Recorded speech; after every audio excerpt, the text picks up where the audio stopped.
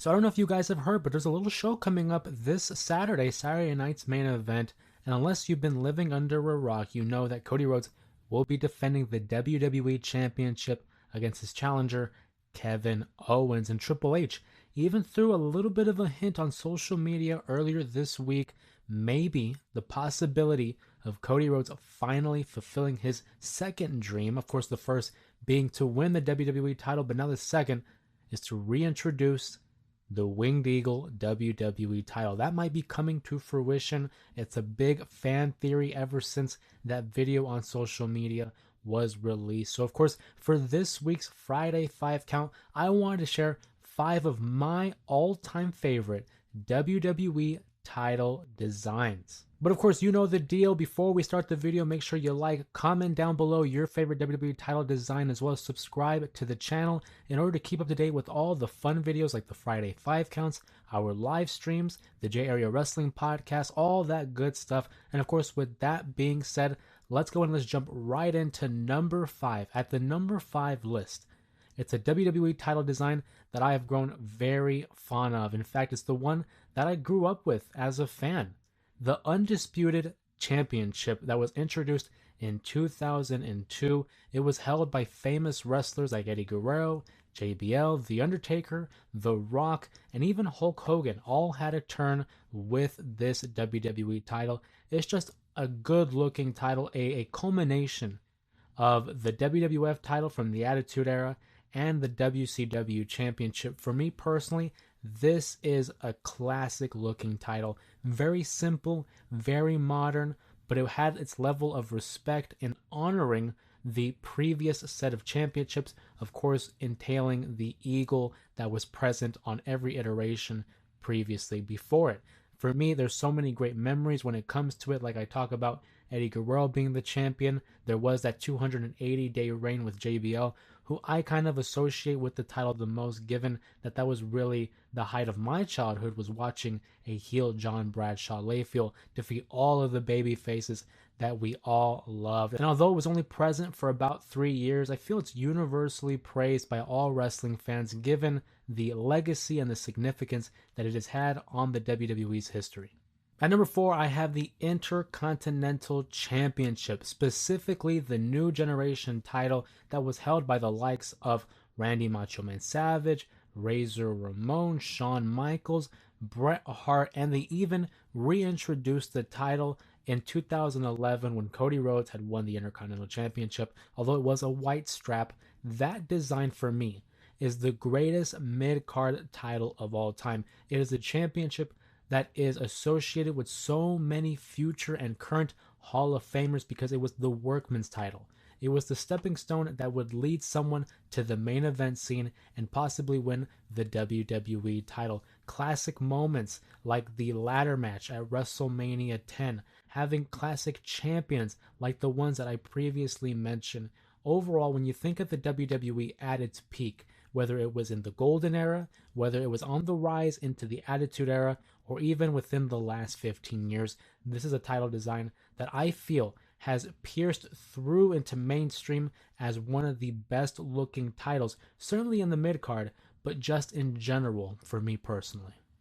At number 3, I have the WWF Championship, specifically the Blue Eagle title that was introduced in 1998 following WrestleMania 14 when Stone Cold Steve Austin helped usher in a new era of attitude in professional wrestling. This championship was last seen about WrestleMania 18, which would lead into the Undisputed title that we saw at number 5. And this is a great looking title. The blue center, the eagle, the difference in straps, whether it was the black or blue, it was definitely an iconic look to one of the biggest and most successful periods in professional wrestling. You had iconic champions with Stone Cold, The Rock, Triple H, and The Undertaker, just to name a few. Some of the biggest moments in professional wrestling history have had this title in the frame. It is a symbol of one of the greatest eras in professional wrestling, and it was held by many people who are deemed to be a part of the pro wrestling Mount Rushmore. Certainly a title that should be universally in everybody's top 5 list. For our number 2 and number 1 spot here on the Friday 5 count, it was very difficult for me to decide between these two. I feel like these two probably are the number 1 picks for a lot of wrestling fans. And obviously, if you see over my shoulder there's something missing there, well, I can tell you right now. At number 2, we have the WWE Championship, specifically the Winged Eagle title that was introduced during WrestleMania 4 for the championship tournament that was won by Randy Macho Man Savage, last seen for WrestleMania 14, where, as we talked about, Stone Cold Steve Austin emerged victorious. A lot of great champions have held this title. We're talking Randy Savage, Ric Flair, Hulk Hogan, The Undertaker, Shawn Michaels, Bret Hart, Yokozuna, a who's who of champions. Some of the all-time GOATs in this industry have held this specific championship.